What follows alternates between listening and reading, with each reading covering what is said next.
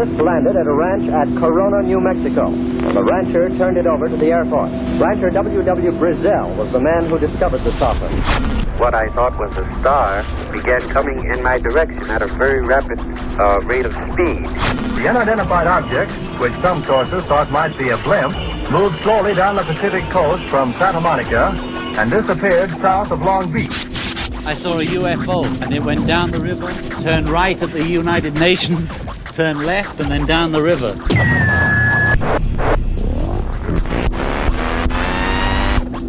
UFO classified. UFO classified. No more plausible deniability. Fact, fiction, or the truth. You decide. And now, the new voice of the high desert, the hostess of UFO Classified, Erica Lukes. Well, happy Friday, everybody. I'm Erica Lukes, and you are listening to KCOR. I am always happy to be here on a Friday night because it is the night where the ladies get to shine. So after my show, you get to hear Restricted Airspace. After that, Hyperspace. And one of my MUFON favorites, Lorene Fenton, will be on that show. And so it's going to be a really killer night for radio. And we're all talking about the same thing. So with that said, my guests tonight, Marilyn and Dick Carlson, will be coming up. But first, I want to share some exciting news with you. I have been working on a huge case with my friend and colleague, Jeff Cox and William Puckett. And this case has to do with a transmission that was overheard by a ham radio operator. That report was given to me, and we took that and ran with it. And so we have done hundreds of hours of combined research. We are still researching this case. We have done a FOIA request with the help of William Puckett to obtain radar and voice recordings, audio recordings. The results from this investigation are astounding. We have absolutely brilliant stuff, and you need to see this. We've got radar data that is fantastic. We have the audio recordings that are stellar. We're missing a little bit of the transmission, according to the witness, Pat Daniels. He overheard, and I want to, first of all, I'm going to have Tina play the recording, if you've got that, Tina, of the first FAA recording that we got, that we cleaned up, and we played it last week. So if you don't mind playing that, that would be fantastic. You would happen to know what this bright orange square is we're flying over, would you? No, that's a good question. I'm not sure. Is it off to your right side? It's like directly off our nose right now, like right below us. So we've been watching it for a while. It's like, I don't know what it is. It's a perfect square, and it's bright orange. What town are we next to? This town right off our 2 o'clock well. American 434, that is Nephi, Utah. Nephi, okay, cool. I'll see what I can find. Thank you. You bet. So that was a recording that we obtained. We went to the FAA, as I said, and did a FOIA request, and that was part of the audio that was sent back. There is a bit of audio, and I'm going to have Tina play the next clip that I sent her today with the witness testimony talking a bit more about what he heard on the ham radio transmission. To this conversation, and that is the pilot actually, without identifying, asks Salt Lake Center. He's also in communication with Salt Lake Center, not the tower. So Salt Lake Center is monitoring the traffic that's coming into the state of Utah and moving out of the state of Utah, making sure that the planes are separated. If they want to change in altitude or what have you, it gets handed off from, I believe, Oklahoma or Texas, now into Salt Lake and then on. But what the pilot does ask is, he asks Salt Lake Center, did you see that on radar? And he does not identify when he says that. He doesn't say American Flight 434 or Salt Lake Tower, this is 434. He just keys the mic and says, are you guys seeing this on radar? Now that's missing off of this file, which I thought was pretty interesting. So, you know, here you've got this big developing story. So not only do we have a great case that was submitted to us by Pat Daniels, Fringe Radio host, but we also did some diligent work to obtain the radar information, the audio information from the FAA. Analysis has been done. My assistant state director and I have been putting out the word in the area to try to obtain any witness accounts that we can get our hands on. I believe this case is going to be leading to much, much more, and this is a very, very important case. The case is so important that I am going to be on a TV show in Latin America, and that will get out there, and I will also be speaking on other radio shows and different things about that because it's so important. So I appreciate all of the media sources that have picked this up and run with it. I think more need to do that, and we'll look forward to seeing that happen as we release more information. Now, with that said, I want to just take a little bit of time before I bring on Marilyn and Dick and say that my life has been through a lot of changes.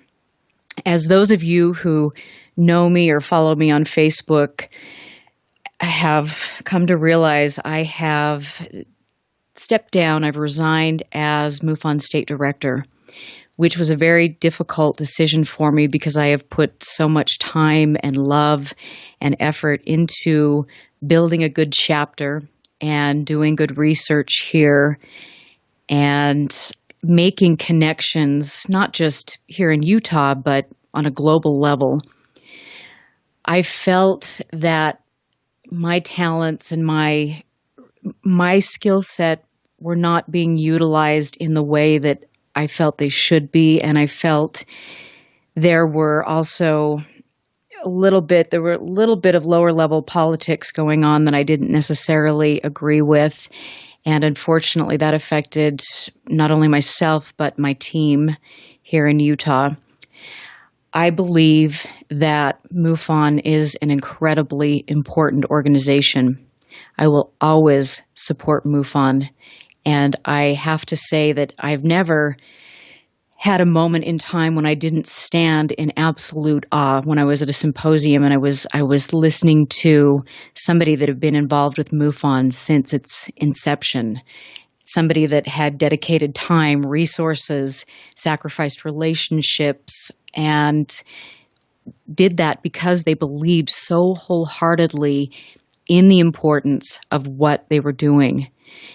To me, to learn from all of these people and to have them accept me with open arms and to teach me and to want to see me succeed was really an amazing experience for me. And I will have these friends and colleagues for the rest of my life, and I will always support them.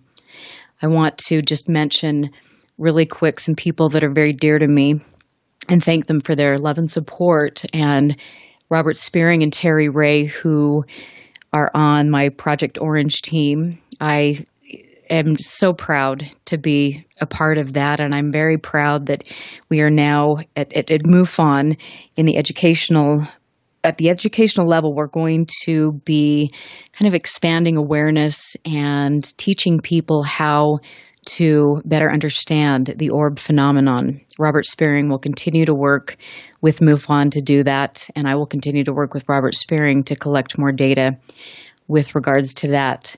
Robert Powell and Morgan Bell on the Scientific Review Board, who have been very, very helpful with anything I need. I've got a FOIA request. I've got all of these things. They've been fantastic. Roger Marsh and Cassidy Nicholas from the communications team, Kathleen Marden, George Medic, and Craig Lang from the Experiencer research team. My favorite, like Ben Moss and Tony Angiola, I love them, and I'm going to have to go to the next MUFON symposium just to see them. They're awesome, and they're speaking at the next symposium, which is so great. I love them. Reggie Buck, Rich Hoffman, my dear, dear friend, probably my best friend in MUFON, Ruben Uriarte, Jim and Stacy and Dennis and Terry, James Clarkson, who I adore and respect tremendously, and of course, all of my members of the Utah MUFON team.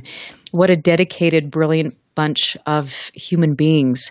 I hope that at some point in time we will all get to a place where we're not involved in lower level politics and that there can be some open lines of communication, and that will help resolve some old wounds. And I do believe that Jan Harzan will be addressing those things, and I hope that we support each other and behave ethically and move forward in a way that will benefit all of mankind.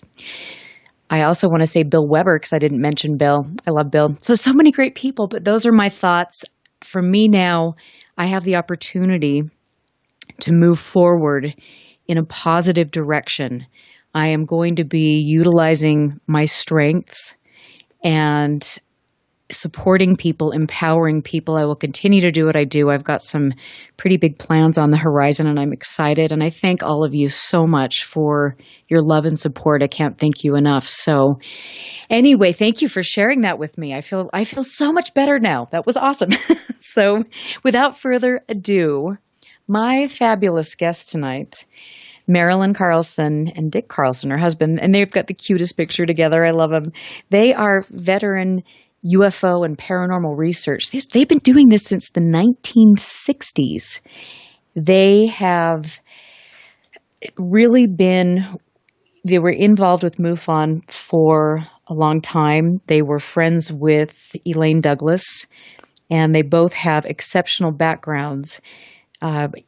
Marilyn has appeared on different TV shows, radio stations. She was the Oklahoma State Director for MUFON, and she is with Epic Voyagers. She formed Unknown Mysteries Research to further investigate the phenomenon, and her husband, Dick, he served in the U.S. Navy. He has a career experience. I mean, his list here is amazing. He served for the U.S. Navy, did systems engineering for IBM, Lockheed Martin. It's incredible. So you guys, welcome to the show. Hi. Thanks for having us. I know. I'm so excited to have you both. You both have been really wonderful. Marilyn, you especially have just been fabulous to me, and I appreciate all your support. Well, thank you. Absolutely. And I think, Dick, I love that you two get to do this together, I have to say. I think it's great. Once he retired, he could devote more time to helping me with my investigations, but he was always supportive of what I did. And when I needed help, he would do it when he had time or he was home. He travels a lot with his job. So, but when he's here, he helps me and, has spent a lot of time in the field with me. And basically he's my protector. So I'm the equipment guy. So well, yeah, he's my, I need an equipment guy. Yeah. Seriously, we know how technological. I'm kind of a little challenged in this regard, and so I need some backup. But that's what my friend Jeff Cox will do. But I love hearing your stories. And Marilyn, when you and I talked, you said that Dick was a little bit more reluctant to get involved with this. Yes, at first he was, mostly because he was really kind of concerned that it would affect his clearance. And he didn't, for the kind of work that he didn't want that to affect his clearance. They have never said a word to him. So I have to say that, and they all know that we do paranormal investigations. It isn't just UFOs. We investigate ghosts. We've investigated Bigfoot and cattle mutilations. We just had a really interesting cattle mutilation here in Oklahoma. So I might tell you a little bit about that one. Ken Storch is a part of our group, and he got a call from a farmer that lives not too far from him. I'm not going to mention the name of the town for his own privacy. And we understand that small towns, everybody knows everybody. And he says, I found dead cow, but there's something weird that went on with this. And the other cows won't go near it. And the weird part of it is, he says, I have an electric fence and the cow is on the other side of the fence. And he says, when my son and I were coming up, it was about dawn, they were coming up to go feed the herd, and they heard these strange noises in the trees. And clicking, clacking, whirring, buzzing kind of sounds. And his son looked over there, and he saw this brilliant, bright flash of light. And they went off and fed the cows. And when they came back, that's when they found the dead cow. And so they called Ken because they had their suspicions. And Ken called me and says, we got a mutilation, we got to investigate. So he went running out there, and he looked the cow over completely. There was no blood. There was no indication that the cow had been mutilated in the normal manner that they mutilate cattle. Right. And so he said, maybe you ought to get a vet to come out and have a look at it.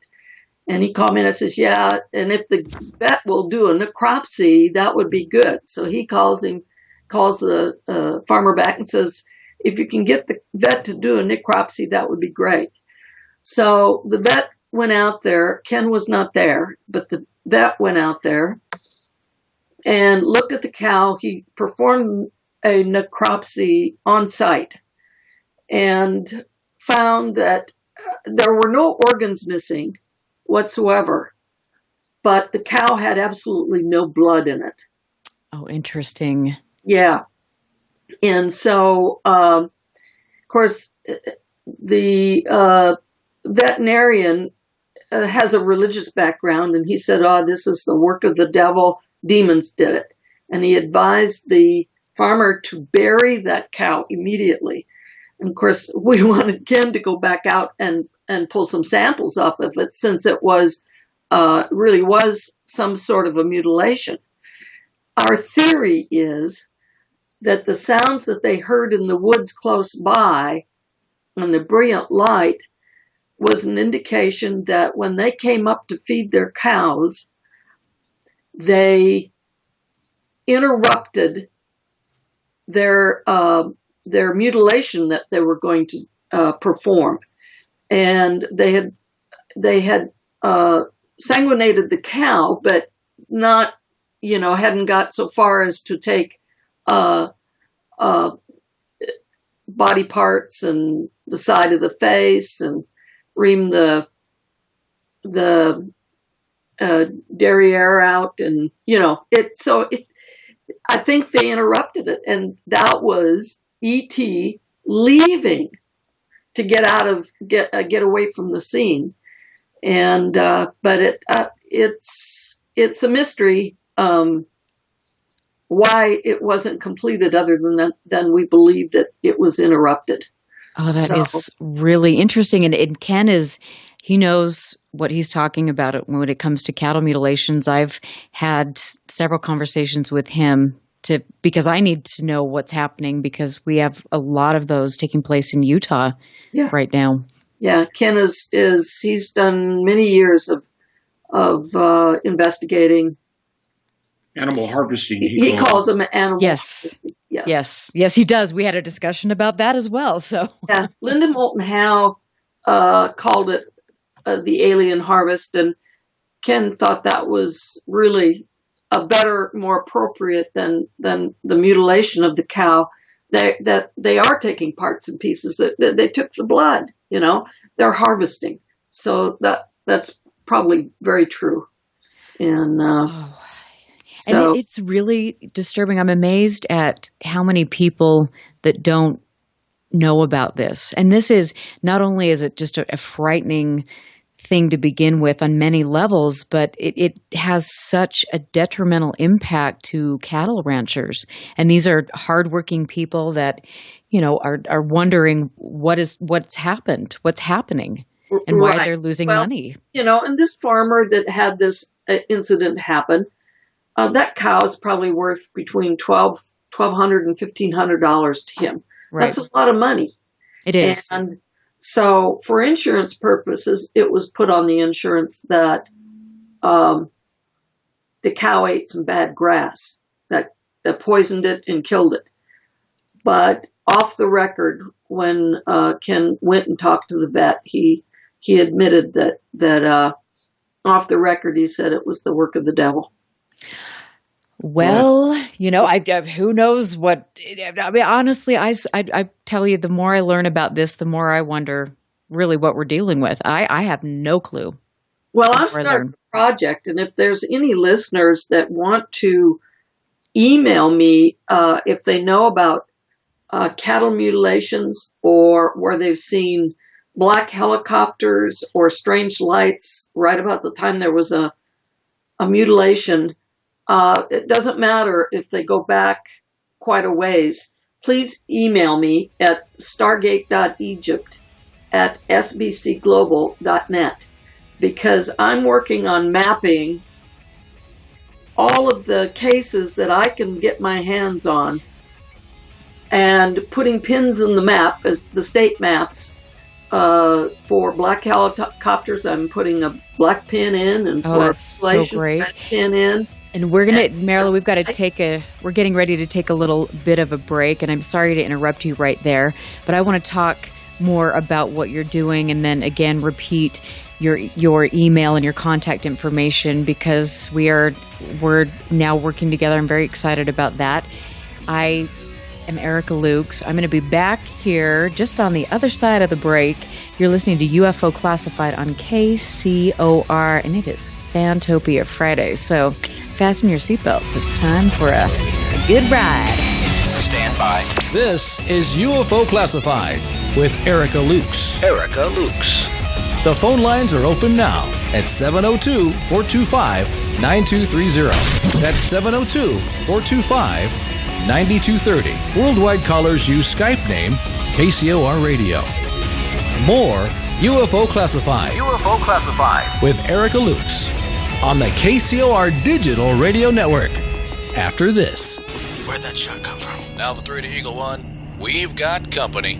From Tay Publishing, codename Eagle Force, the saga begins. I see them, Alpha 3. All units, stay low and let them come. From the eyes of a special ops officer, Joe Michael Riggy brings to life this amazing story of survival, the unknown and the unexpected. Here they come. Hold your fire. Hold. Now. Codename Eagle Force at TatePublishing.com. Now, broadcasting in digital HD radio. What if maintaining a healthy weight was as simple as drinking a cup of coffee? With Valentis Coffee, it's that easy. Harvested from the world's most pristine coffee farms and packed with the purest ingredients on earth, Valentis takes losing weight to a completely new level.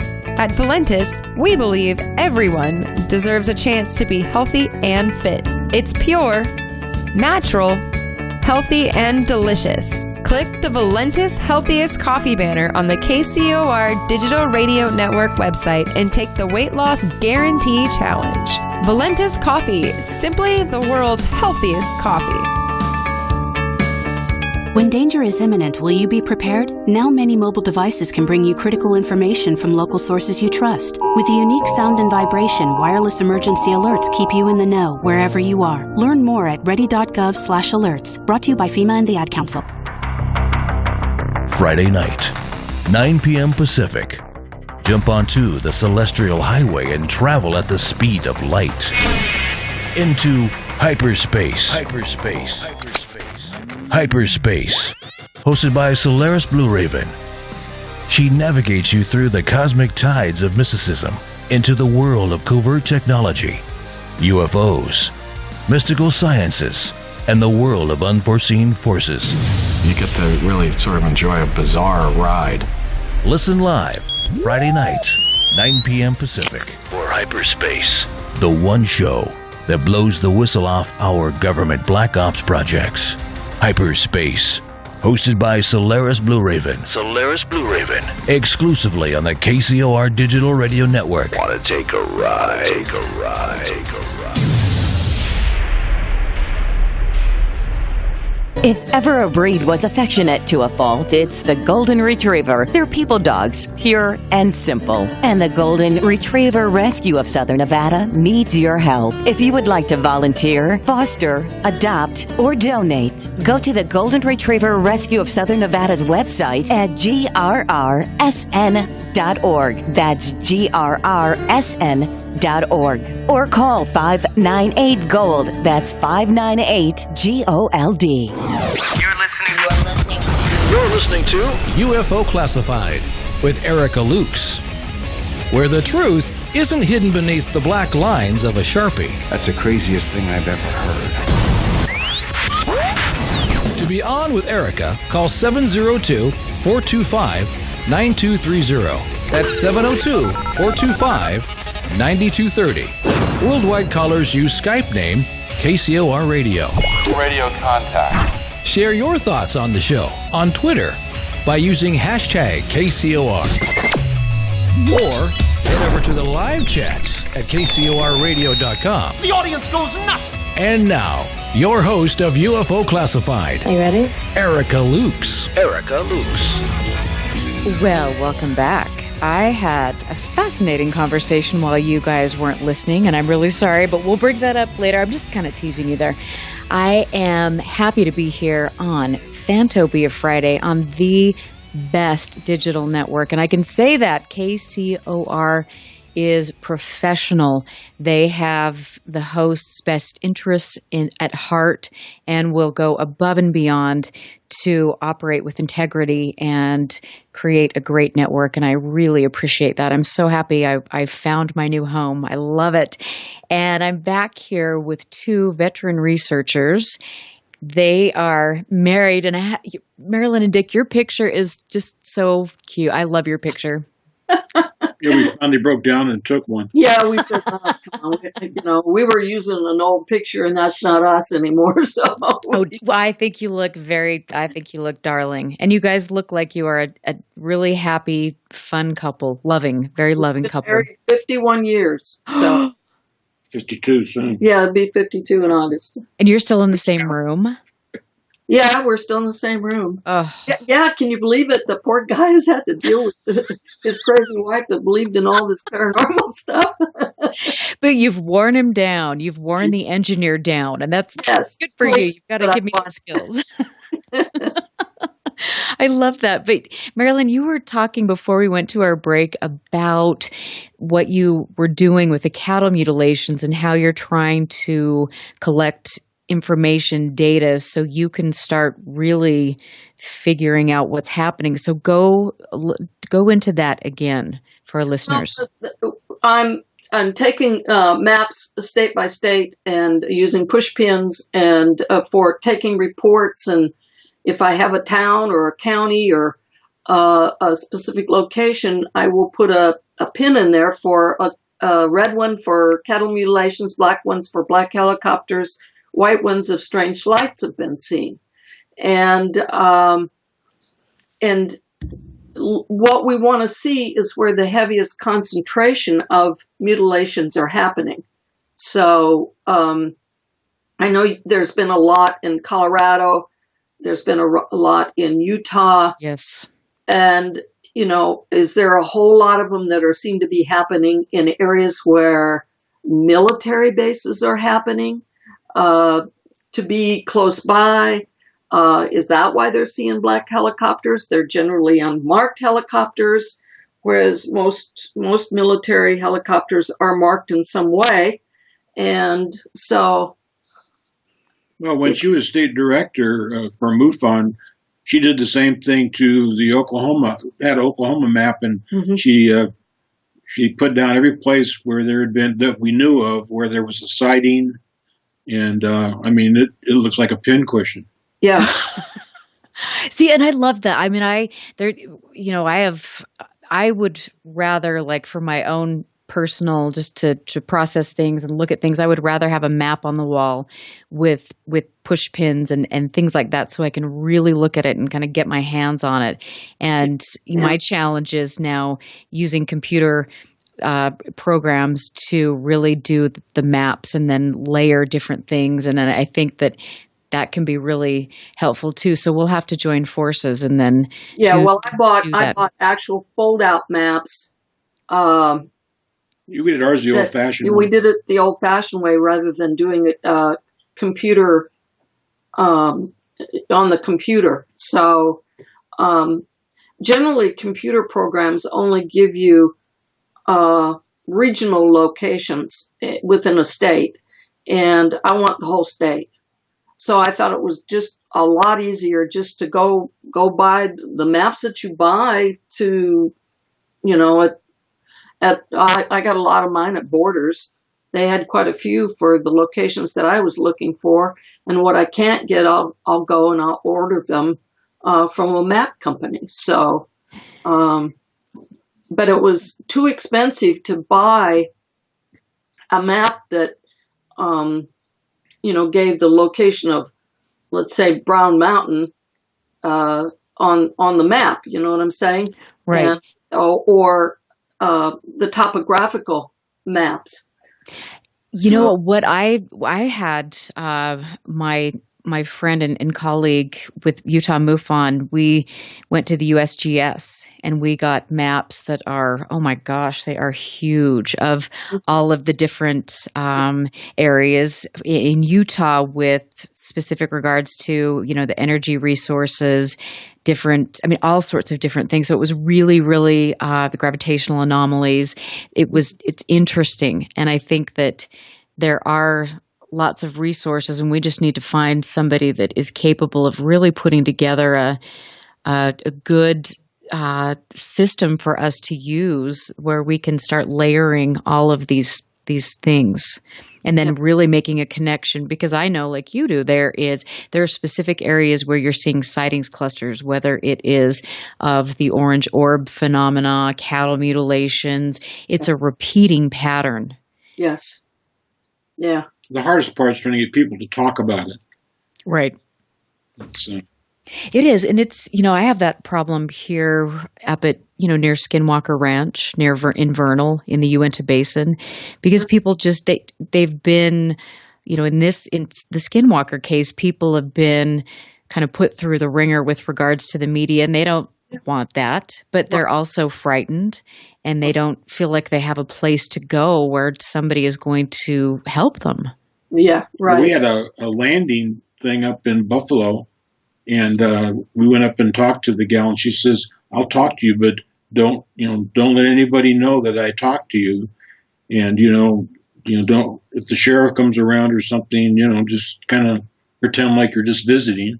Yeah, so, she wanted me to. She was afraid. She was scared to death, and it wasn't because of fear of somebody would. I think her fear was that somebody would know that she was talking about a UFO, and they figured she's just probably crazy. Yeah. Yeah, she didn't want to be called crazy. Kids. Yes, she didn't want her kids being teased at school. And that is so heartbreaking to me. I mean, when I have done just like I'm sure you have, when you do these investigations and you talk with people, it really, it almost gets to the point where it makes me angry, because this is it's so ridiculous that anybody would be discriminated against because they have the strength to talk about something that is a reality.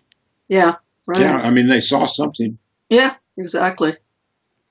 I was on one investigation one time. The lady had a little kid. He was about 3, and she wanted to report a UFO, which, when we went down and drove down there and looked at it, and she said, we have strange things going on in the house, and we talked a little more about that. What she thought was a UFO turned out to be the evening star, But her little boy is listening to us, and he says, I have little people that come and see me. And I says, oh, you do? And I was like playing along with him, and he says, and they put something in my tummy, and I says, oh, you mean did you eat something? And he says, no, I've got something in my tummy. It's right here. And so I took the Mel meter and went over him, and I got a response, and then we used the metal detector.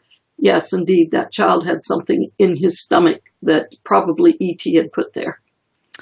Interesting. Stolen pennies. I know, you never know those kids. You know, they do like to eat pennies and things. Yeah, well, I tried to narrow it down. What did you eat? You know? But no, he says, no, they put something there.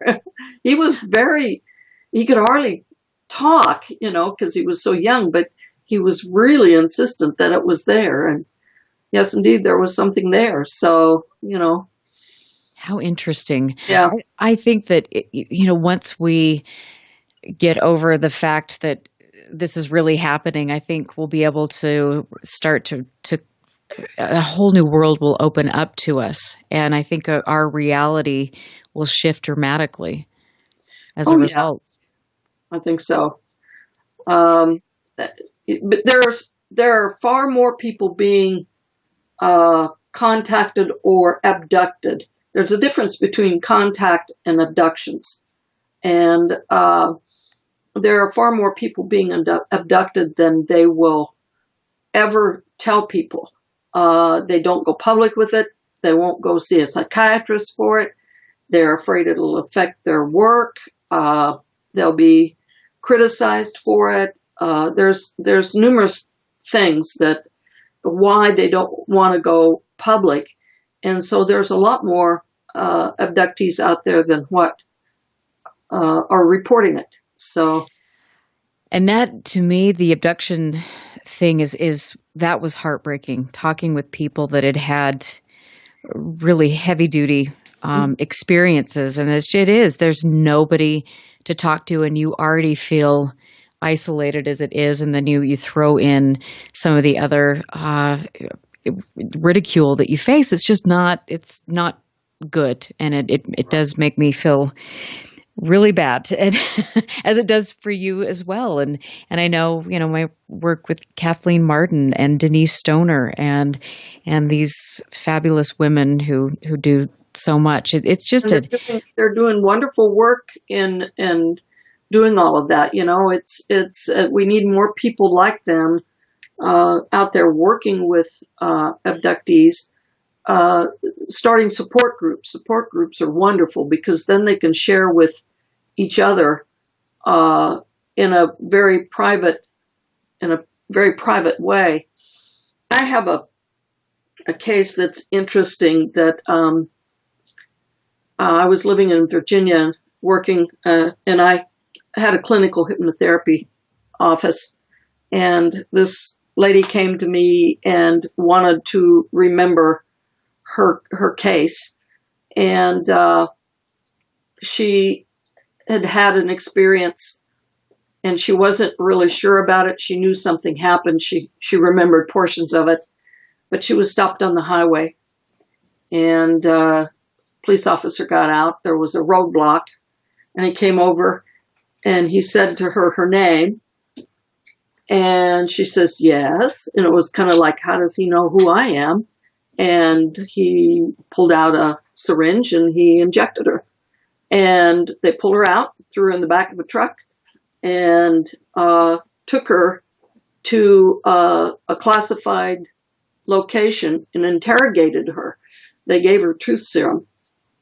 And she came to me to remember where she went and how far she went, and try to figure out where it was that they actually took her, because she was blindfolded and she didn't know.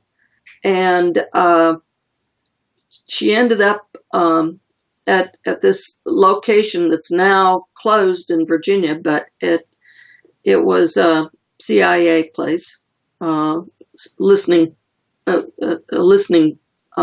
location. And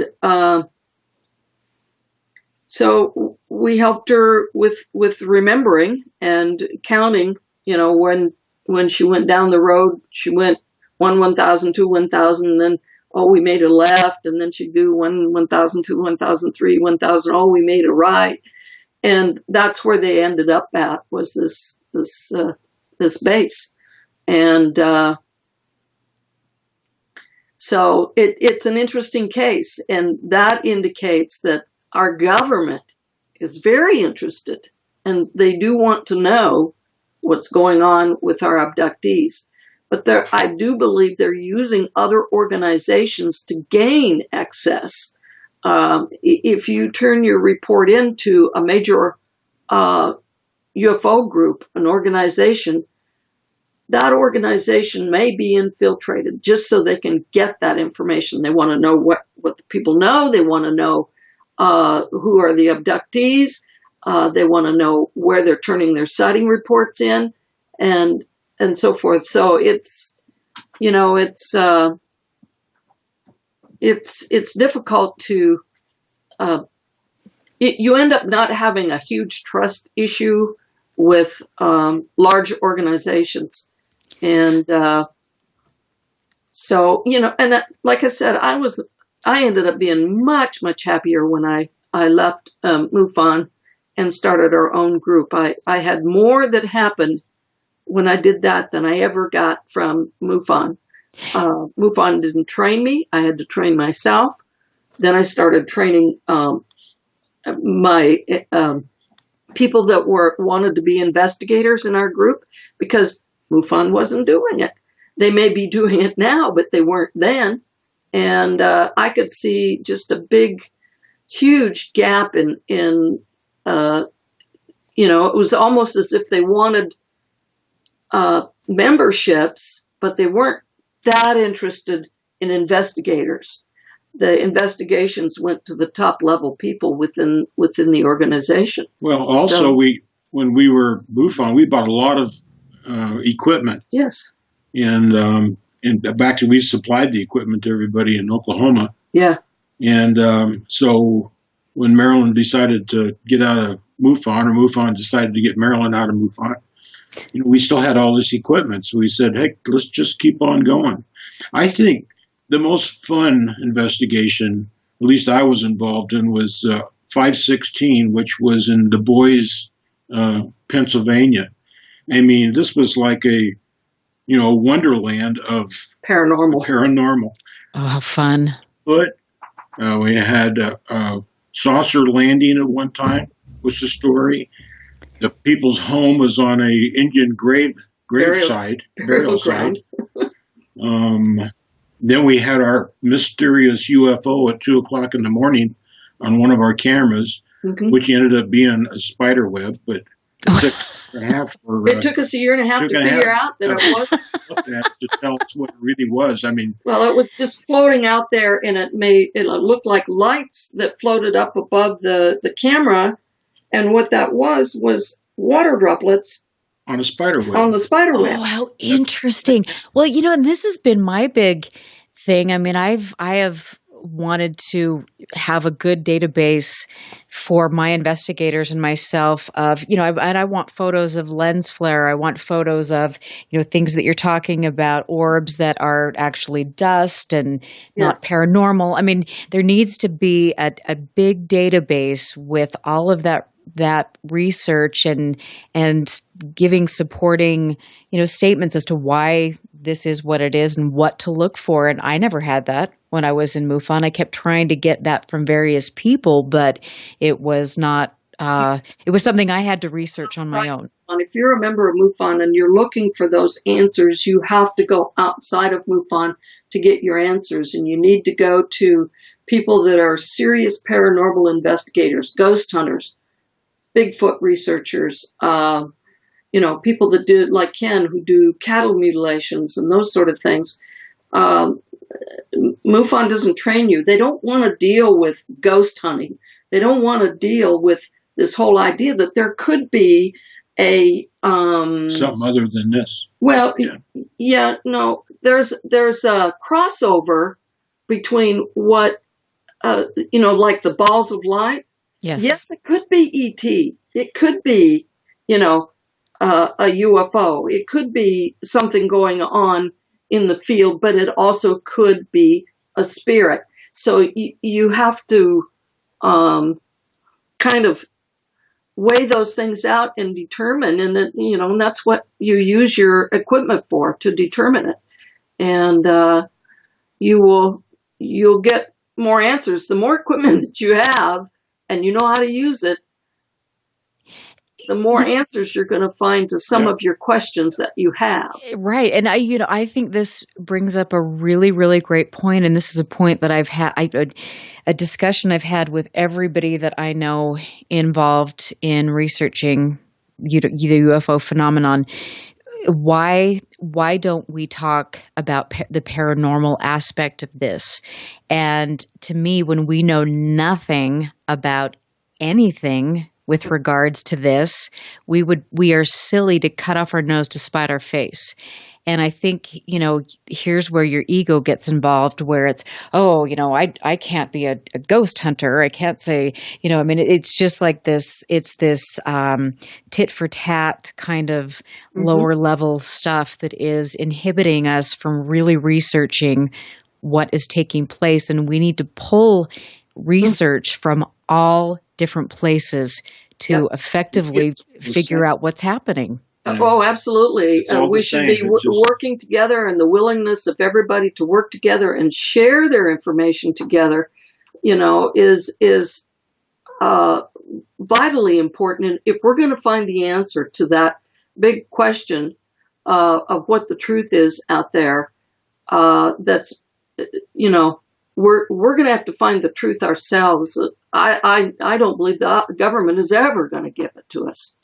And well, even though I was very excited by Hillary Clinton's comments on Jimmy Kimmel, so she'll have the door slammed in her face. Oh, but you know what? I think that at some point in time, they have to be smart enough to understand that, we're pretty much onto their game, and we know what's happening. And now with technology, you just can't hide things anymore. I think they don't care.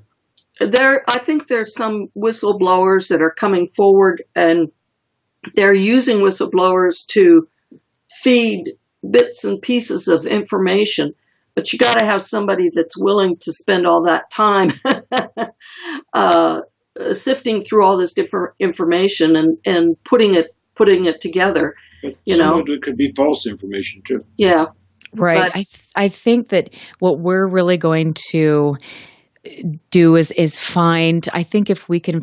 There are other governments around the world that have very serious scientific research projects going. And what needs to happen is there needs to be cohesion and an organization that can really effectively reach out to all of these agencies, these organizations, and then with the data that has been collected, and Lord knows we have enough data, we have to analyze the data and then really get our meat into what's happening, find good instrumentation, get out there and collect more data. I think that we have enough data, honestly. We know where these hotspots are, where things are happening. And so now it's a matter of really, creating a cohesive environment. And we're not going to do that if we keep on keeping on with this lower level backstabbing, unethical behavior that we see a lot in our field. Yeah, I totally agree. Those are my thoughts. Can you tell that I'm just a little passionate about that? Well, but it's that passion to make it right and try and do it right and do it with integrity. That's the whole thing, is if everybody would just think about what they're doing that as far as integrity, here's a good example of what I consider integrity. And I'm giving myself a pat on the back for this one. But when we got Elaine Douglas's files and we started going through her files, we found that she had dirt on a lot of people that are MUFON members. Right. And I decided that it served no purpose to put that dirt out there, because a lot of those people really were good people. And all it's going to do is hurt them. and it's not right. And so that information will never be published because it's not right. And if more people would develop that attitude of caring about, doing things with integrity and with honesty, then I think, it will make it a whole lot easier for all of us to work together. But when we become, oh, that's my case, you can't get involved with that. Well, what about sharing your information? Right. I do, and those are great points, and I think we should all share. And I also think in that regard, I think that for too long we've been pacifists when it comes to calling out people and their bad behavior, unethical behavior. And I think that we have to identify, where this bad behavior is coming from and really call it out. We can't continue to do business the way we've been doing it and move forward in a professional manner. Right. So those are my thoughts, and we're going to talk more about that and Elaine Douglas and all of the great things that you've accomplished when we get back. I'm Erica Lukes. Don't go anywhere.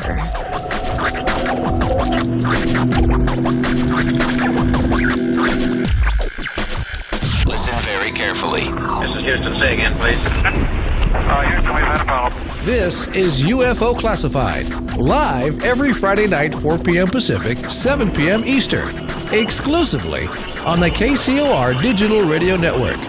The truth is out there, just waiting to be discovered. And now, if you will, accompany me on a journey to the future. For more information on the host of UFO Classified, Erica Lukes, upcoming guests, as well as links to the past shows, visit her website at UFOclassified.com. UFO Classified. UFO Classified. This is KCOR Las Vegas, home of the Digital Radio Network, broadcasting from a shack just south of Area 51. Wait, that doesn't exist. This is the KCOR Digital Radio Network. Now for the news. Now, broadcasting in digital HD radio.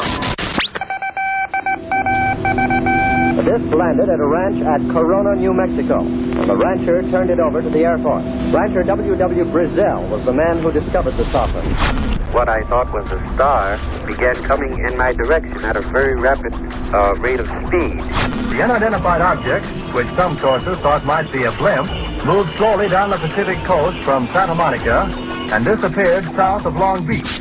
I saw a UFO, and it went down the river, turned right at the United Nations, turned left, and then down the river.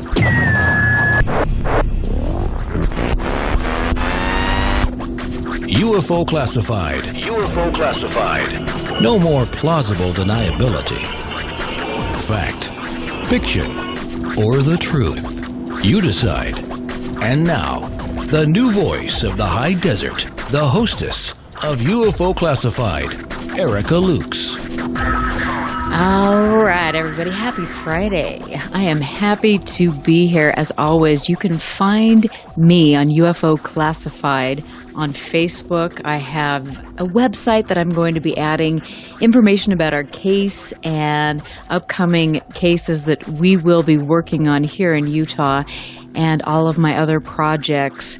I am really excited to be working with UFO Research Center and specifically Butch Witowski and Marilyn. I know that there's so many people that I'm going to be involved with that I can learn a lot from. And that's my whole goal, is just to learn and expand my knowledge and really get the word out, and not just in a small level. I want to get the word out on a global level and push research forward. So Marilyn and Dick are joining me, and we are having a great conversation. And I know it's going to get even more exciting this hour because we're going to talk about Elaine Douglas and MUFON.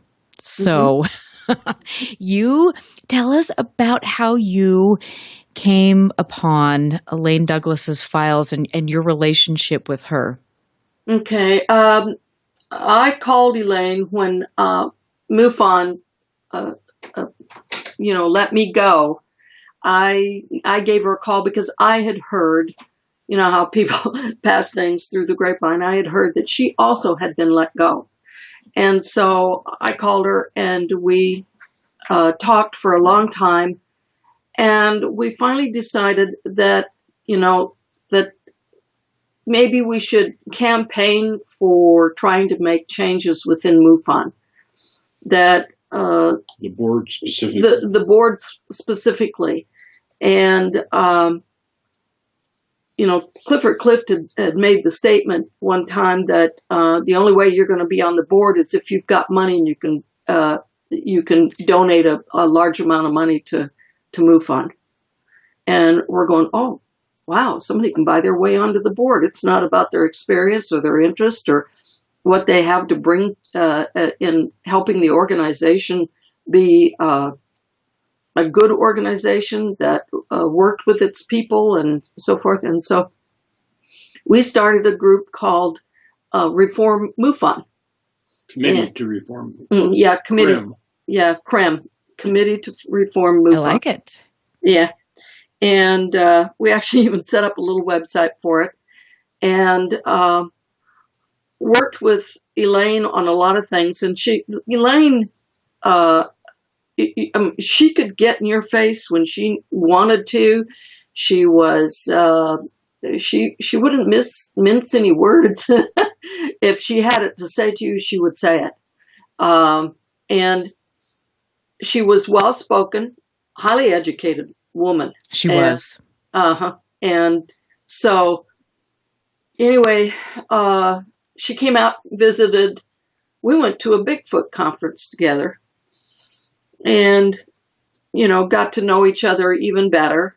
And she said she wasn't feeling well. And, I said, well, you've had breast cancer before. Maybe you ought to go back and see your doctor. And it wasn't long after that she let me know that she had it return with a vengeance. And it just, it was more than she could deal with. And towards the end, last year of her life, she didn't put a lot of effort into doing any kind of research. And I fully understood that. She just didn't have it in her to do it anymore. Well, I think when the board voted down her proposal, yeah, that kind of took the wind out of her sails, too. Yeah. She came up with an excellent proposal to the board of the changes that should be made within MUFON. And they made a little bit of an effort to make some changes in that they were going to have somebody that would serve on the board only for 2 years, and then they would allow somebody else to come in and serve on the board and so forth. But that really still didn't solve the whole thing. And so anyway, when she passed, the gentleman that took care of her estate called me and said, you worked with Elaine on Reform MUFON, and so we were wondering, would you like to have Elaine's files? And we're like, give us a week, we can get the car packed and we'll be there to get it.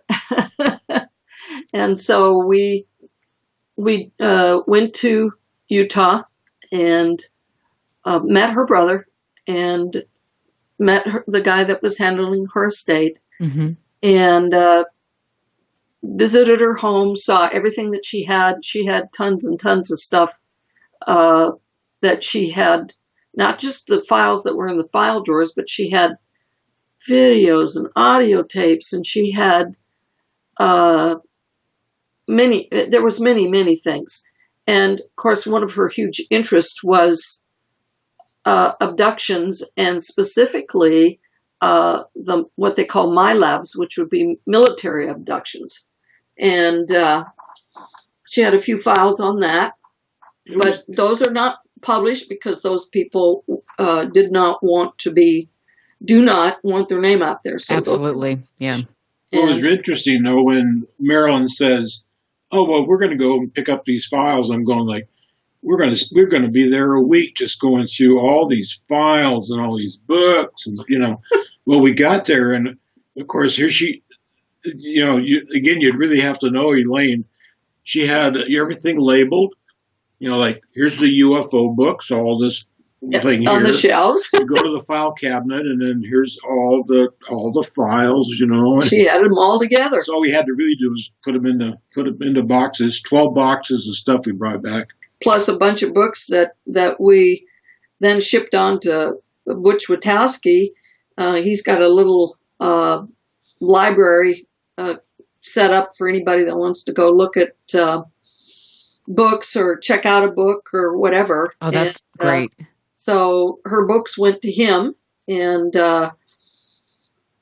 she was a very well organized individual, and so it was kind of sad being in her home and getting the feel for her, and I just really felt like she was there guiding me. It's what she wanted.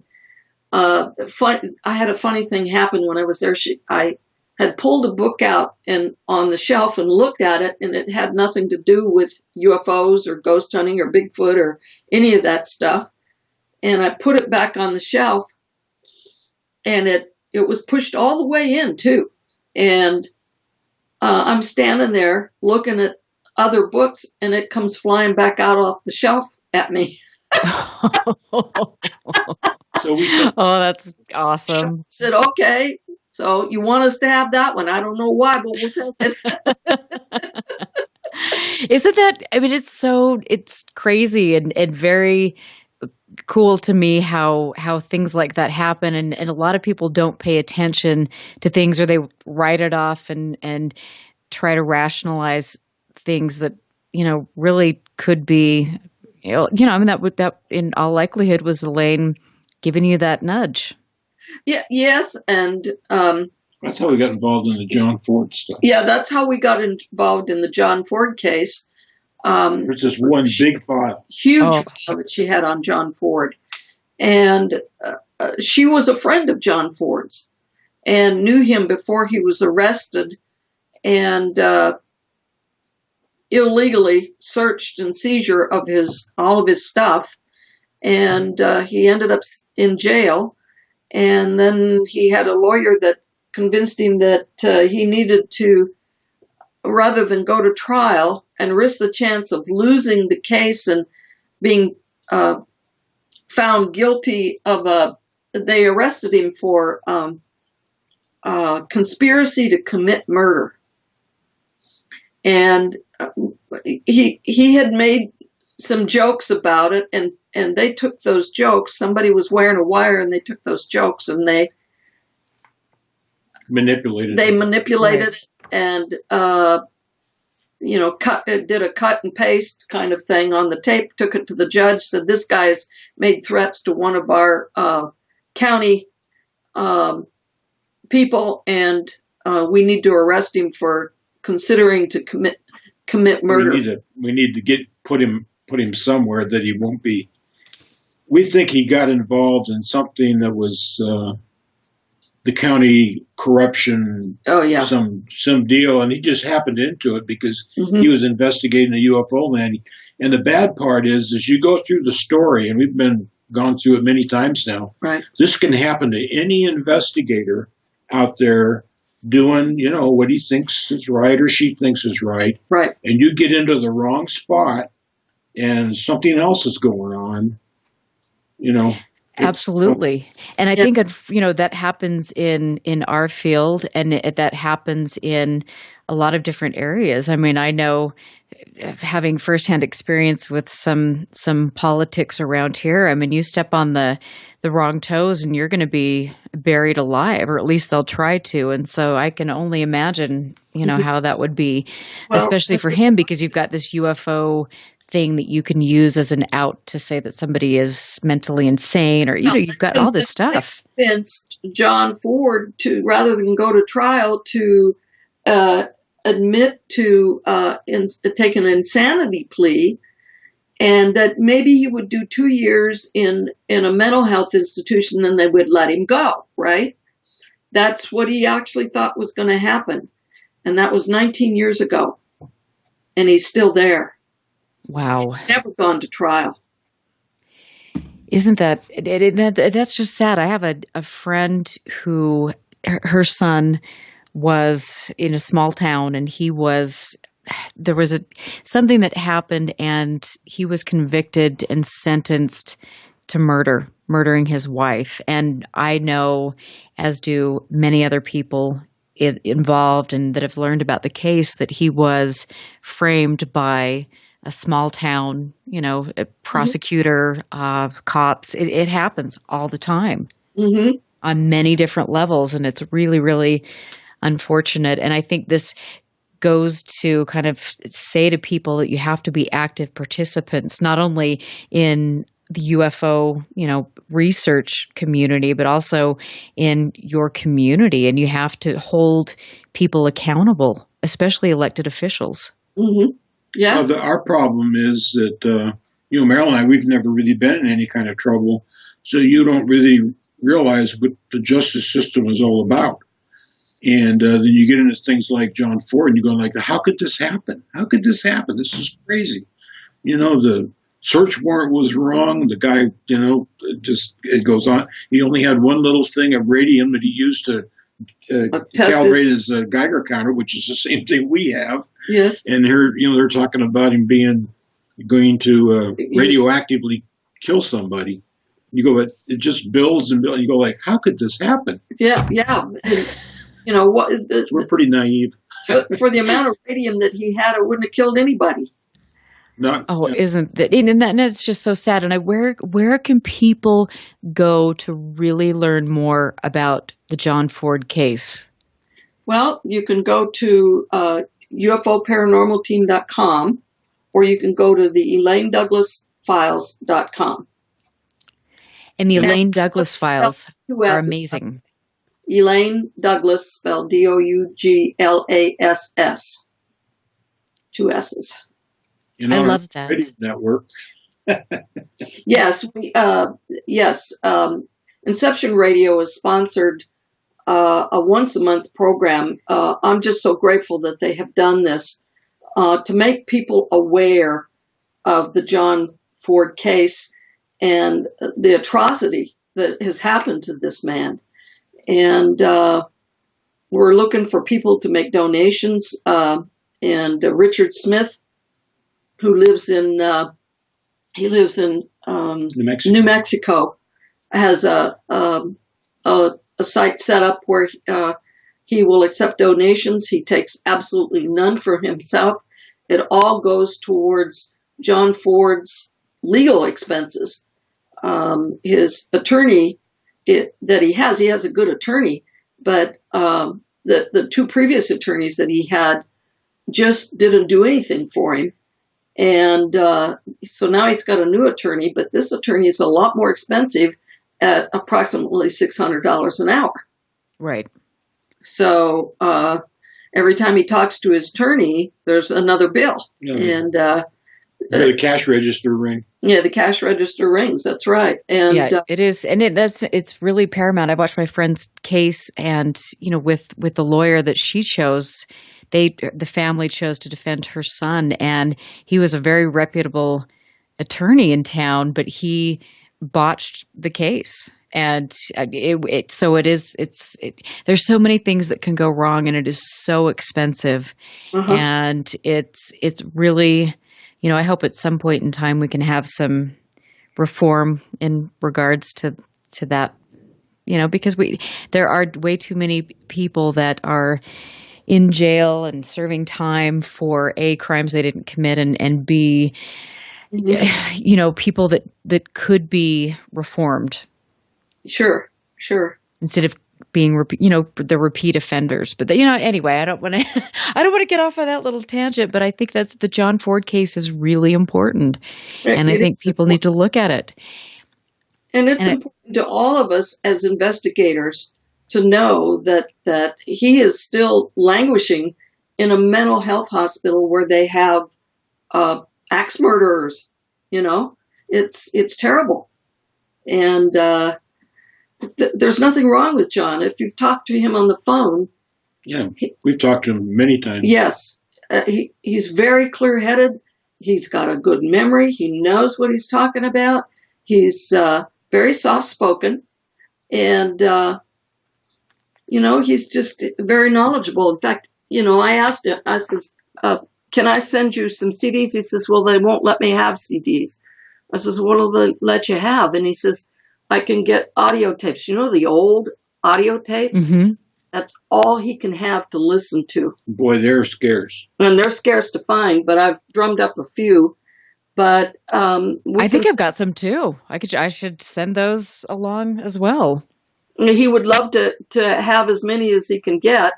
And this problem with storage, though. Yeah, when we started this show, I think they started putting pressure on John at the facility.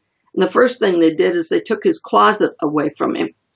So he had very little storage. A couple of shelves. Yeah, he's got a couple of shelves and that's it.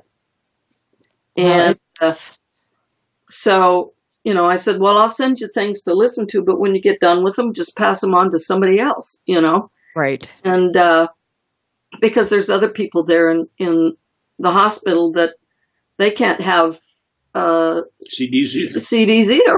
Oh, so, well, hopefully we'll keep everybody posted, and then I'll post a link on UFO Classified, and we can talk about that and just keep the momentum going. And I know you are both going to do really, really great work, and you have done good work with talking about that.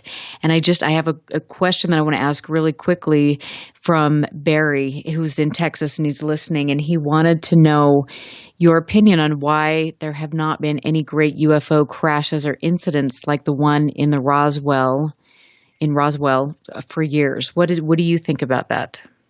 Well, actually, I think there have been some instances where there have been crashes, but our military, their technology that they have today, they know the moment anything enters into our airspace. I don't care what it is. They know it's there.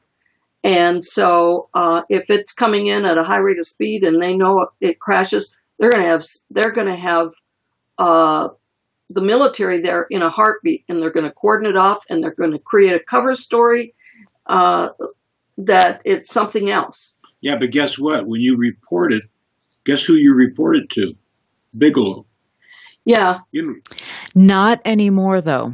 Oh, they changed that. Good. They did. They took the FAA. In fact, when I first joined MUFON and had my sightings here, it was very interesting to me that, Bigelow, that was the first number on the FAA as to who report things to. And then you had Peter Davenport, which I'm great. I love Peter. Yes. And I got involved in that, and then was very diligent about contacting the FAA numerous times and kind of wearing them down. And I would like to think that, I had some influence in them taking Bigelow off. So who do they report to now? So now it's Peter Davenport.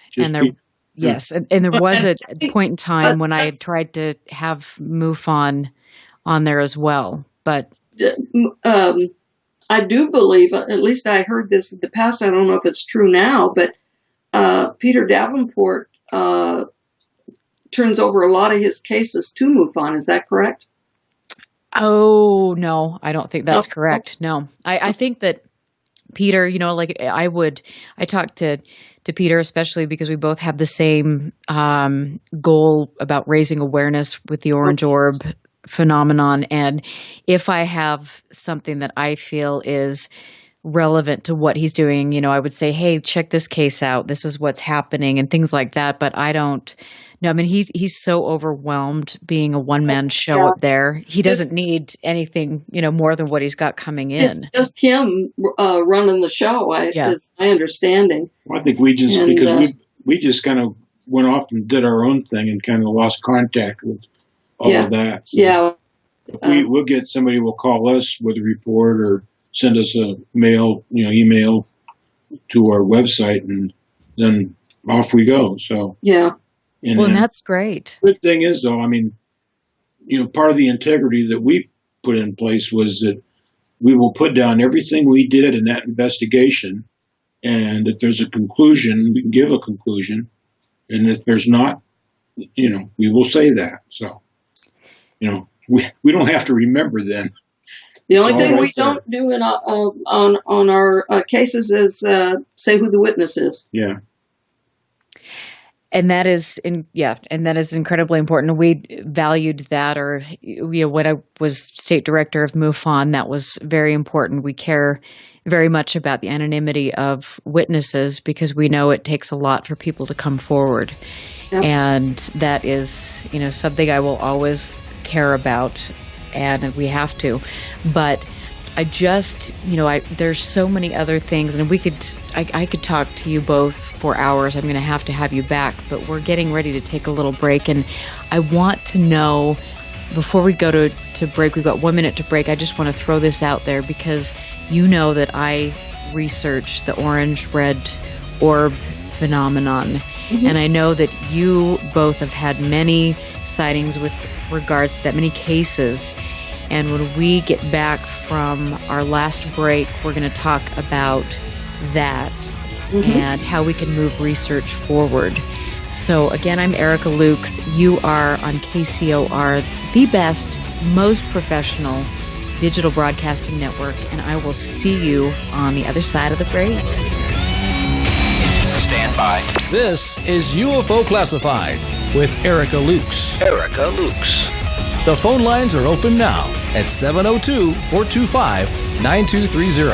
That's 702-425-9230. Worldwide callers use Skype name KCOR Radio. More UFO Classified. UFO Classified. With Erica Lukes on the KCOR Digital Radio Network. After this. 3 guys, no ties. So is this attack linked to ISIS, or are they just taking responsibility because they're just trying to scare the planet? No, they're taking responsibility of it. So how do you take care of this problem? I mean, what can... You're asking me that question? What is the president really going to do on this part? Put a gun in everybody's hand. 3 guys, no ties, Wednesday night, 7 to 9 p.m. Pacific, right here on the KCOR Digital Radio Network. Monday night at 8 p.m. Pacific, 11 p.m. Eastern, we take the KCOR Digital Radio Network off the grid and go deep inside the paranormal vault. Jump on the elevator and come take the ride down the rabbit hole of reality with BK Mojave and The Watcher as they unlock the vault and dust off some of their classified paranormal case files even the government doesn't know about. The Paranormal Vault. Mondays at 8 p.m. Pacific, 11 p.m. Eastern. Exclusively on the KCOR Digital Radio Network. This is the one show our secret government fears will speak the truth.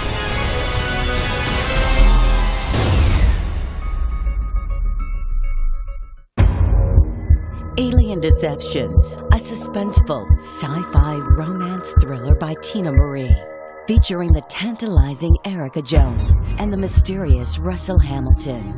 An out-of-this-world book of fiction based on years of document facts and files the government does not want you to know about. At least, not yet. Alien Deceptions by Tina Marie. Available now at Amazon.com or get a signed copy at TinaMarieEntertainment.com. Get your copy now. Friday night, 9 p.m. Pacific. Jump onto the Celestial Highway and travel at the speed of light. Into hyperspace. Hyperspace. Hosted by Solaris Blue Raven. She navigates you through the cosmic tides of mysticism into the world of covert technology, UFOs, mystical sciences, and the world of unforeseen forces. You get to really sort of enjoy a bizarre ride. Listen live, Friday night, 9 p.m. Pacific. For Hyperspace. The one show that blows the whistle off our government black ops projects. Hyperspace. Hosted by Solaris Blue Raven. Exclusively on the KCOR Digital Radio Network. Want to take a ride?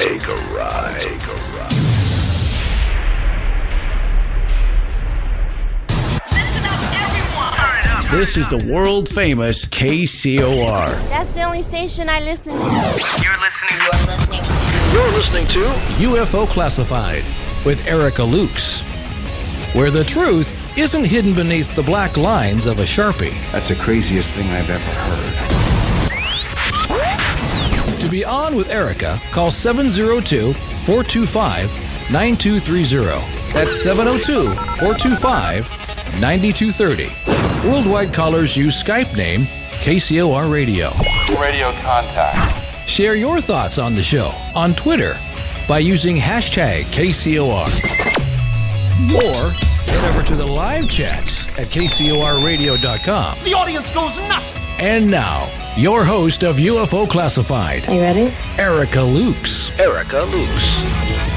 Well, welcome back. My goodness, we've had a fun time tonight talking about a lot of different things. Cattle mutilations, the Elaine Douglas files, great investigations of paranormal things. And now we are joined with Marilyn and Dick Carlson again, two veteran researchers in the UFO field and paranormal research. And, you know, I have to say that I love the fact that you both you did something good with Elaine's work.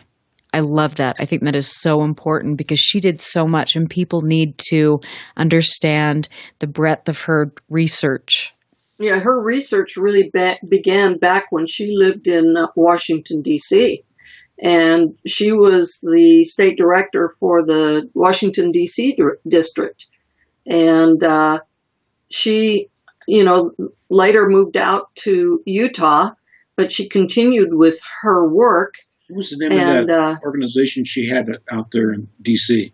She did all kinds of petitions. Operation Right to Know. Yeah. She was deeply involved with that one. If anybody remembers way back when she was on the Operation Right to Know, because she felt very strongly that the people had the right to know what was going on with the UFO cases.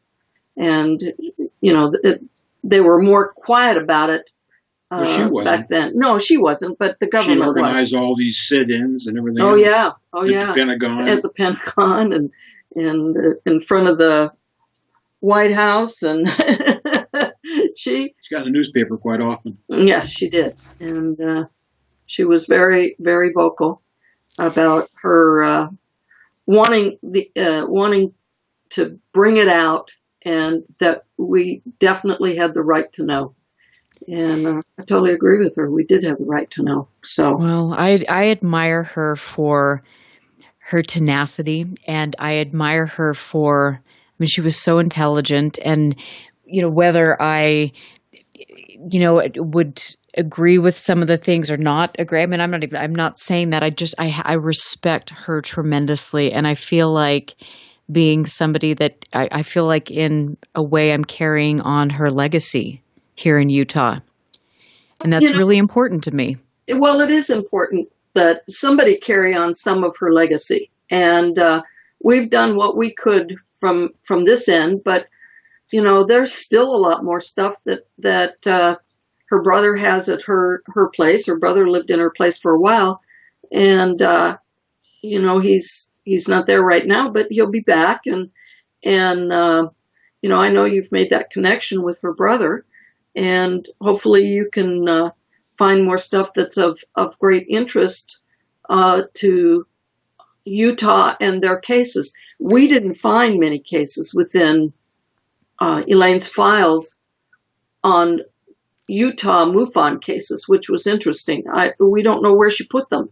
And she may have had someplace else had them stored, and I don't know where she put them. That's interesting. I think that, she was so diligent, as you mentioned earlier, about keeping files that she had a great cache of files with regards to Utah. Yeah. Yeah. I got to tell you a little story about Elaine, though. When, like Marilyn said, that we took her to a Bigfoot conference down in the southern part of the state. And, of course, she rode down with us. And the morning after the conference, which was kind of a bust, we're sitting there at breakfast talking. And of course, she was really into Bigelow because of the contract and all those sort of things with MUFON. So she said, well, why do you think that Bigelow is trying to get all this information? I said, well, he wants the technology. And she says, that's the most stupid thing I've ever heard. And, of course, it immediately angered me. I stood up and I said, don't you dare talk to me like that. And I told Marilyn she's going to walk back to Oklahoma City.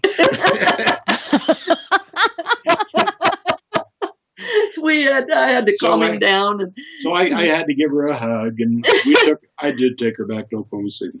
Oh God, that's awesome. That's awesome. I have to say that I do respect. I just think it's amazing to me how all three of us have gotten to know each other and how we kind of came into, becoming friends and comrades in arms. And I think it's, Butch Witowski, I will say that he was great because I reached out to him and then he put me in touch with you. Yes. And then you've got Ken Storch. And so it's been an interesting thing, but it's funny to me how it all kind of plays back to the Utah thing.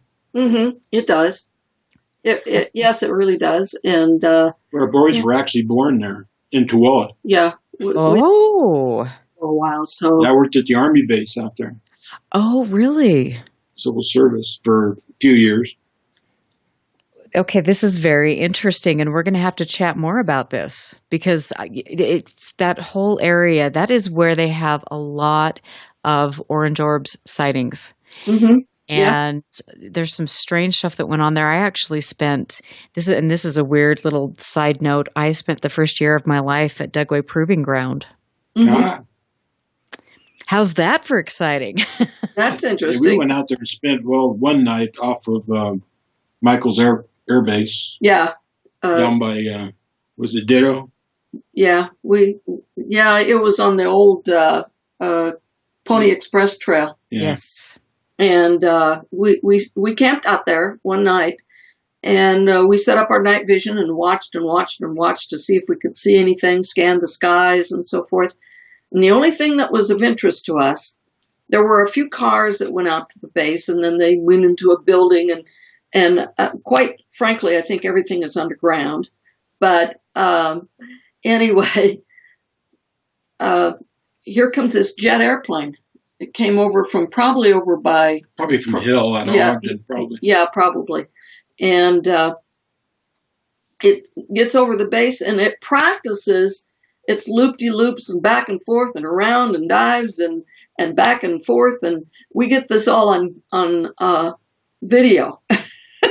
Oh, how great. With our night vision, because it was totally at night. He had lights on his aircraft, but he did his practicing and then he took off and went back the way he came from.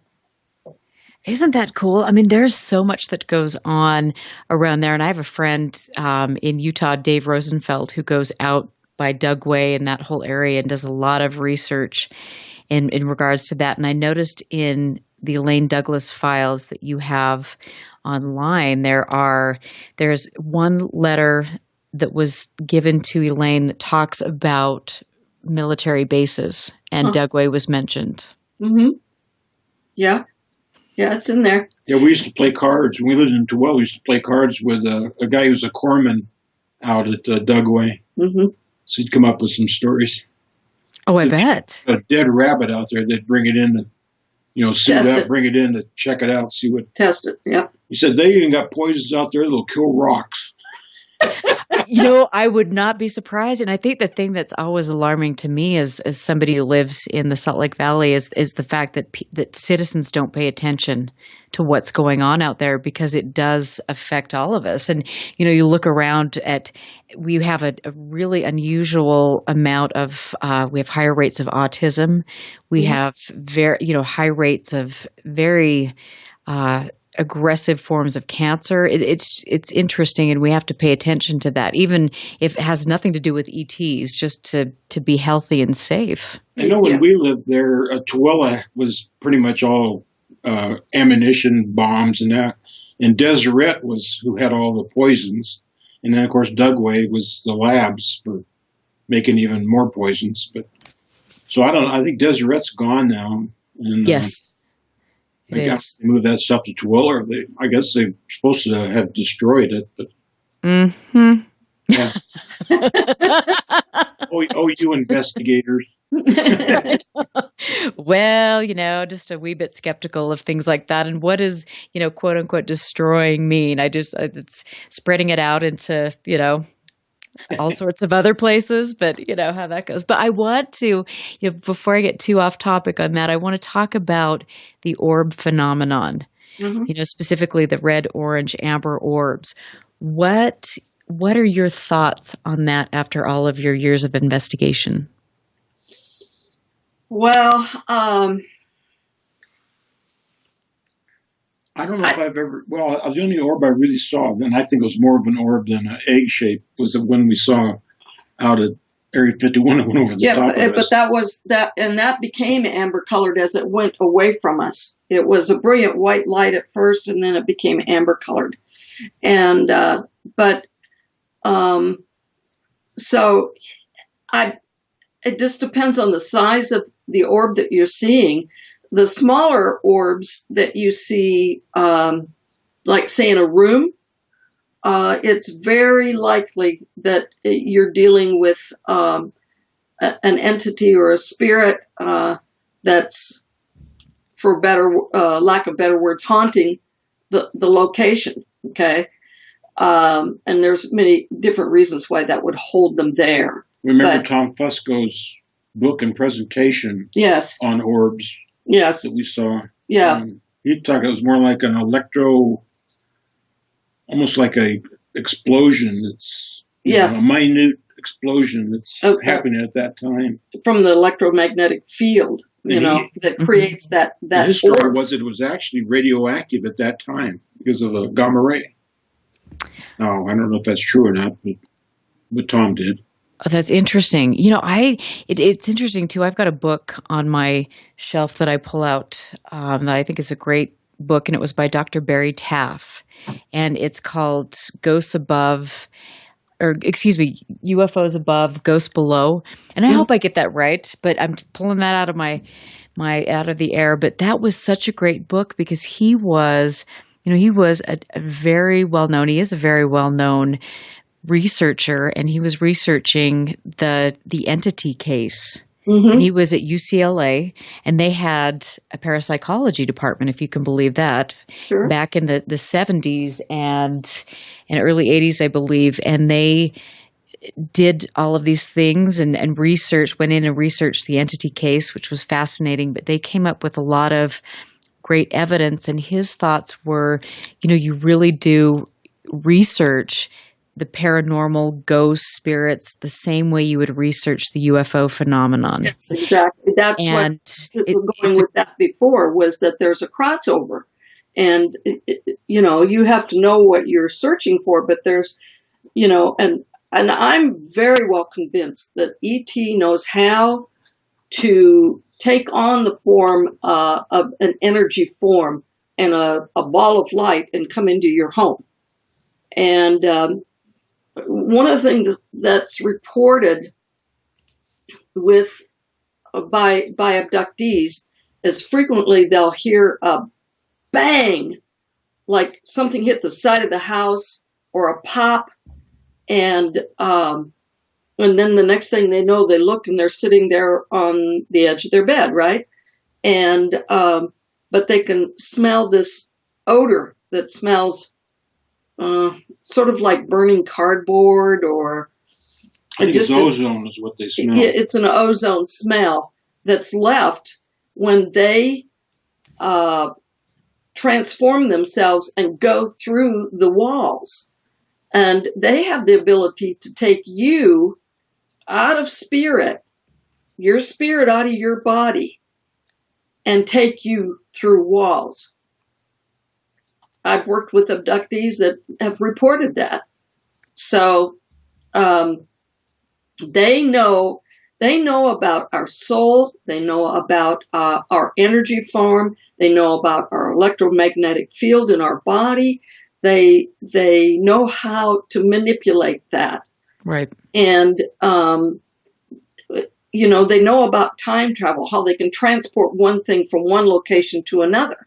And so, it's these orbs, when you see them in the house and your house is not haunted, there's no evidence that your house is not haunted, but you have memories, you have dreams, you have marks on your body, well then, and you've seen an orb either around your house, over your house, or in your house, it's likely that it's ET. And the difference, I do a lot of photo analysis, and the difference is if you see an orb in a photo as compared to with your naked eye, because the orb in the photo is probably a dust particle. And, the cheaper the camera, the more you'll see. When we were at 516, Alice there was taking pictures, and she was seeing these orbs. You look at it, oh yeah, but I have a, pretty high level Canon. I'm taking the same pictures and I don't see them at all. But Tom Fusco's book was Behind the Cosmic Veil. Yeah. Okay. Beyond the Cosmic Veil. Yeah. Okay. I'll grab that and get that. That sounds great. I mean, like I said, the more I just want to know, and if you have if you've got some photos that you can share with us or your analysis on things, that would be great, because we need to really focus on educating people. Really good investigation we did down in Duncan, Oklahoma. Oh yeah. And it was an orb. This guy was coming back in the afternoon. It was kind of in the summer, and he's on a country road. Yeah, he's on a country road. He's kind of facing a little bit towards the sun. And this kind of gray orb, pretty good size, came right across the road in front of him and off to the left and into a field. There's a big farmer's field there. Well, we went up, and of course, first thing we did is go out with a Geiger counter, see if we could, anything other than background. Checked all that out. And of course, the guy was with us that saw it, and he knew exactly where he saw it. The description, the size of it, everything. So we, it was a pretty good size ball. Yeah. And it was a ball shaped, and you could sort of see through it, he said. Yeah. We couldn't pick up anything, but he was pretty... Well, we did get something with the millimeter, which was a little odd. So, but that was like up against close to a tree, too. But we saw nothing in the trees that looked like branches had been displaced.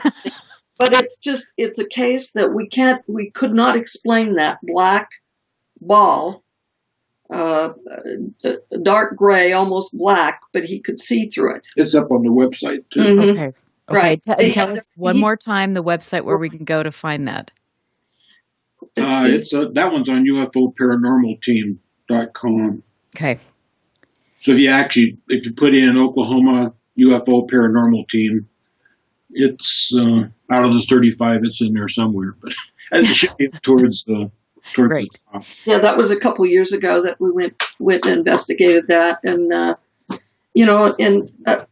course my question to him was, well, sometimes there's like a swarm of bees. When bees are moving their hive, they make a circular swarm to protect the queen, and they will move all at once, all of them together, to move their hive. And being a country guy, he's seen that many times. He says, well, I've seen that. It wasn't what it was. But it was, of course, one of my questions that I asked. Right. And, so... Oh my gosh, it's so fascinating to me. I have so many, every day I get another orb case, or witness contacting me with regards to orbs that are acting, that are quite aggressive. And I'm not sure if they are some sort of drone, if they're a living being. I don't know what they are, but it is really a fascinating pursuit of mine. Mm-hmm. And I hope to find out more. And I think by all, again, I have to stress, by working together and pulling our resources and analyzing data, we can really find out some good things. But that's vital. We've got too many factions going on. It's 26 or 23, I have my glasses on, 2015 in Duncan, Oklahoma. It's like the third one down under investigations. Great. Great. Well, I will go there when I get done with my show and I'm listening to Tina Marie. But it's so fascinating. Do you ever feel, because you research this, that you are in any danger at all? I have never felt like I was in any danger. I didn't either until I got involved in this John Ford thing. Well, yes, there's one of our fellows that's working with us and helping us a lot with this, and he's basically had a threat that was very close to a death threat. Yeah, but of course he lives in the same county where John Ford was. They don't like it that we're bringing a fact up that the county is corrupt. So sure not. Yeah, no. People don't take kindly to that sort of thing. So that's yes, and that's unfortunate. Do you ever think that there's been any sort of psychic warfare or anything demonic that has taken place as a result of your researching this? We've been on so many ghost hunts. Of course, most of them, don't materialize, but when you first start doing them, it's pretty spooky. But after a while, you get pretty well, it doesn't really bother you. If you don't show fear, I swear, that's what they feed on, is fear. And if you don't show fear, you have more control over the situation.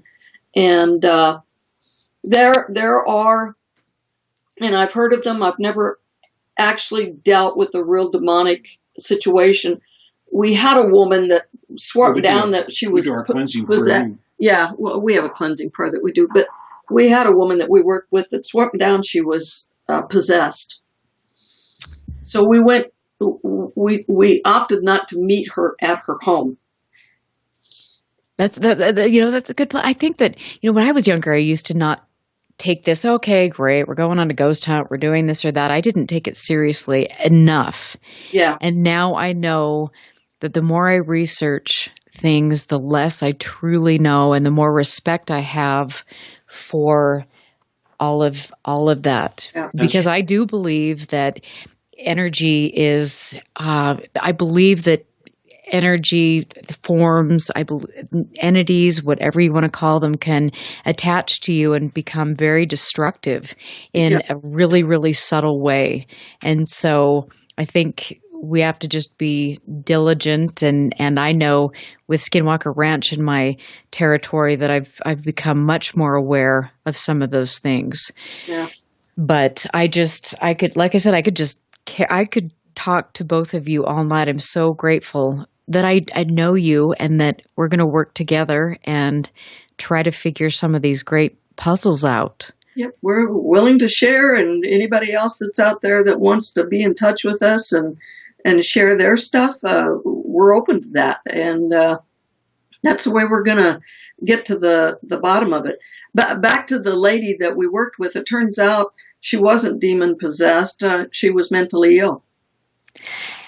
And that's a tough one. You have to be so careful. I don't think people realize that the prowess that you have to have as an investigator, because you have to know what you're dealing with. And first of all, you have to run it through every explainable thing, and then, rule out people, especially when you're dealing with the abduction research or experiencer research. You have to be very cognizant of that. Yeah. Yeah. I know a fellow that's, he's been diagnosed as a paranoid schizophrenic, and he's absolutely convinced that he's been abducted and that the government's out to get him because his father was involved in intelligence work when his father was in the military. Okay. Tell this man he's never going to alter his thoughts on that. So bless his heart. All you can do is say a prayer for him and tell him to, refocus for a little bit and don't think about that. Absolutely. Absolutely. And I look forward to working with both of you. And I have some things that we need to talk about in private, I'm thinking, but thank you so much for being here. You're a pleasure. You guys are such a cute couple. I've got to wrap it up really quick. I want to tell you to find UFO Classified on Facebook. Message me. I am really excited about the new phase that my life is going into, the new direction. I am not going anywhere. In fact, I'm going to be out here doing what I'm really meant to do, and I'm excited to share that with you. Stick around for Fantopia Friday. Restricted Airspace is coming up next, and she will be talking all sorts of things paranormal with the Oregon Paranormal Group. And then you've got Hyperspace coming up, and she's talking to my friend Lorene Fenton. So have a wonderful night. Next week, tune in because I will be talking to my friend and MUFON colleague, Rich Hoffman. So you won't want to miss that. And my friend Matt, who's my very best friend. And we're talking about sexism in ufology. And for sure, you're not going to want to miss that. Let's clean up this field. Let's do some good research. I'm Erica Lukes. I will see you next week. Listen very carefully. This is Houston. Say again, please.